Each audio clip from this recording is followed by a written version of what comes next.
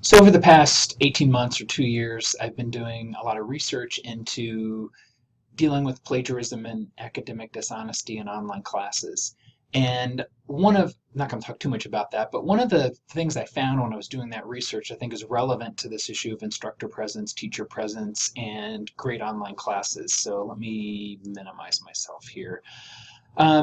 So if you're interested in hearing more about dealing with plagiarism and academic dishonesty in online classes, reach out to me. It's not going to be a part of this online teaching workshop. It just wouldn't fit in, but I do have a workshop on that. I'm happy to work with you one-on-one or look for other opportunities because I'll be presenting on all of the campuses throughout this semester.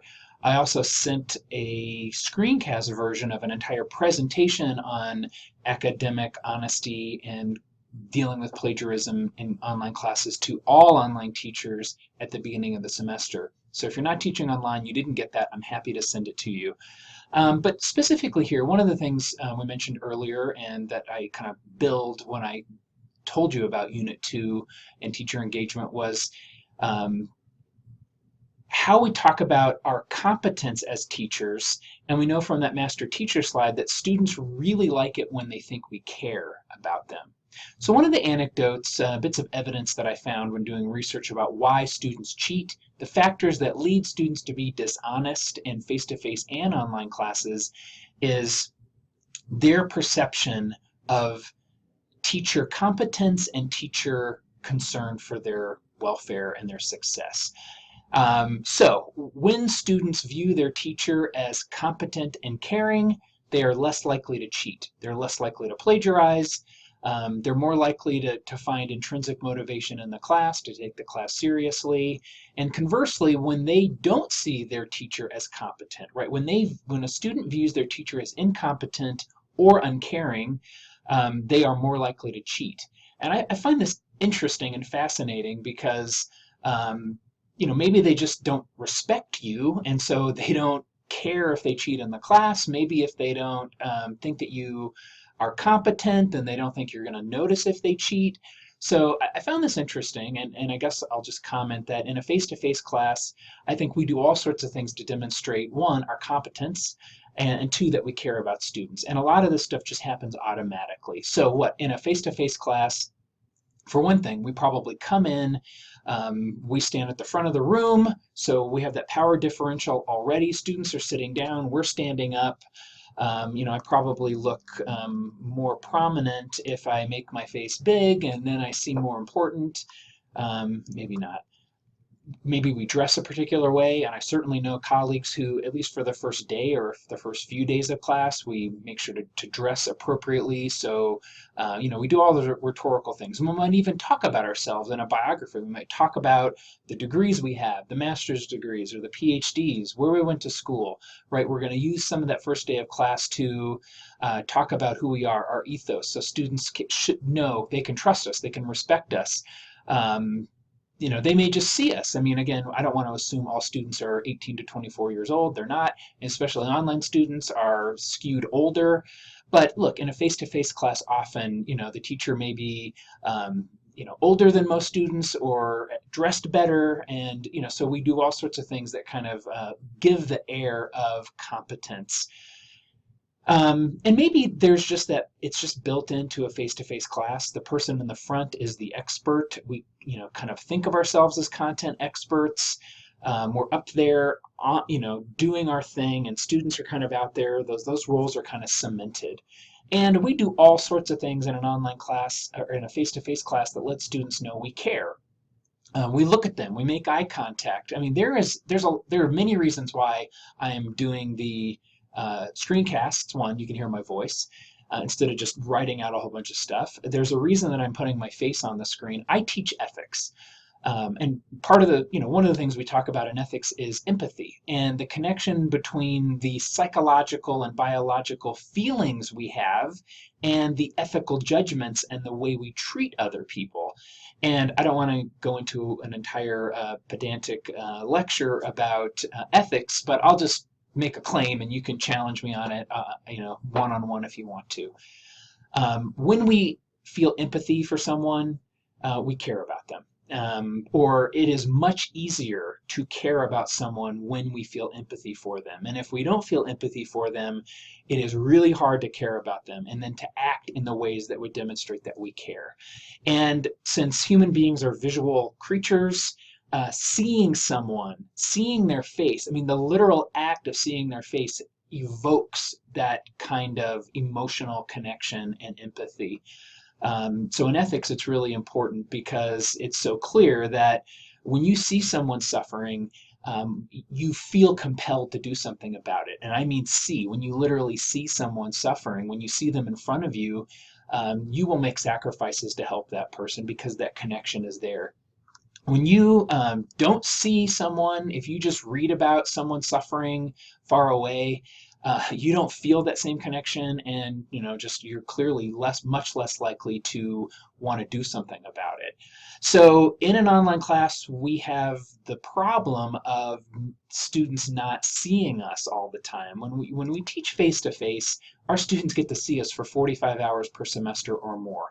If you're teaching a hybrid class, at least some of the time your students get to see you. And so we may build that kind of empathy and let students know we care automatically, just because we're there, just because they're looking at us. We may not even think that we are caring people. We may not go out of our way to let students know we care. We may not go into class thinking, how am I going to demonstrate my concern for student welfare and that I want students to succeed?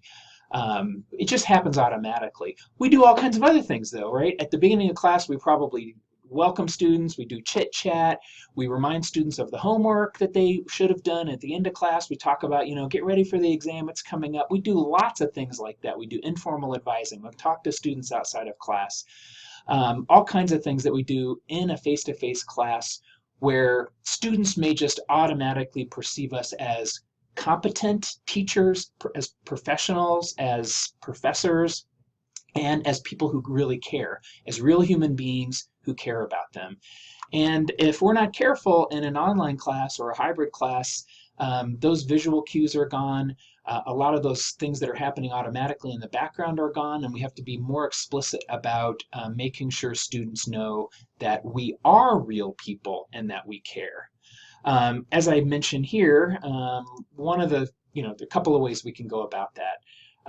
As we've already mentioned, focus on instructor presence, authentic engagement, and online teaching. We've already been talking about that. Illustrate your competence with instructor-generated content and the timely and meaningful feedback that you offer. So I think those are two things that we can do in our online classes or hybrid classes that might help us demonstrate competence and care, and that would generate the sense of teacher presence.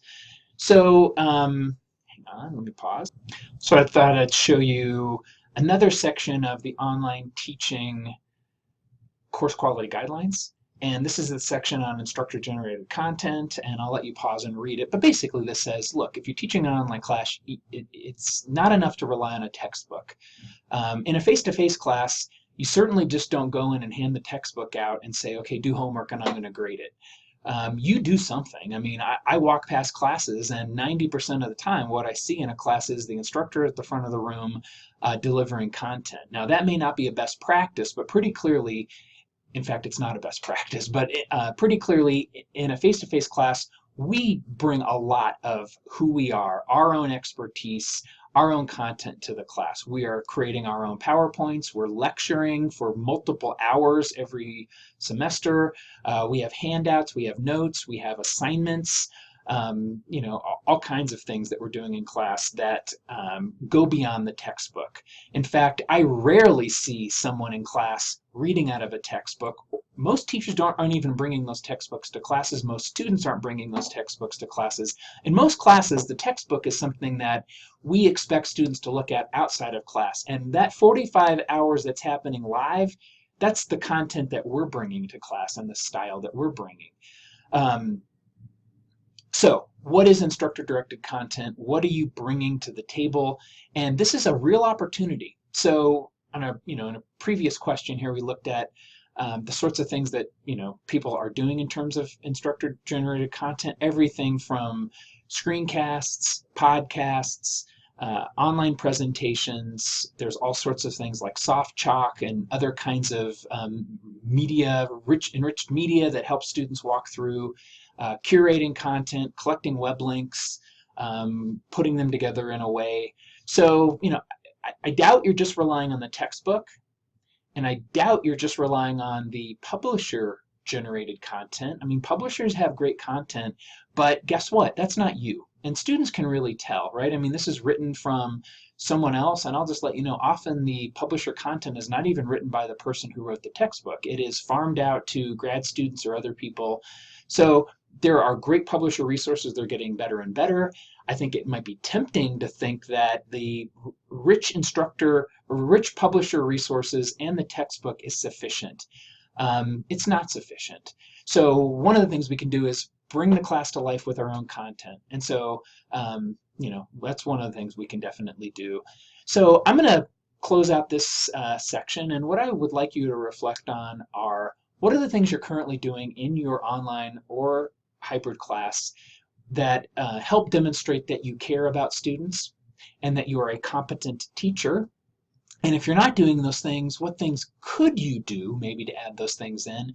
And then I'd like you to actually take a few minutes to go through your course, to look at the content. And if you stripped out all the publisher resources, and if you don't count the textbook, what are you bringing to the table? What instructor generated content? And again, it could be curated content. So it could be, when I search on I use YouTube a lot. So, last week my students were looking at a YouTube video that was an interview between a philosopher named Daniel Dennett and someone else. Right? So I didn't create that content, but I specifically went out and found it. I put it in my content area in my online course, and I prefaced it with, here is why I'm asking you to watch this 6-minute YouTube video.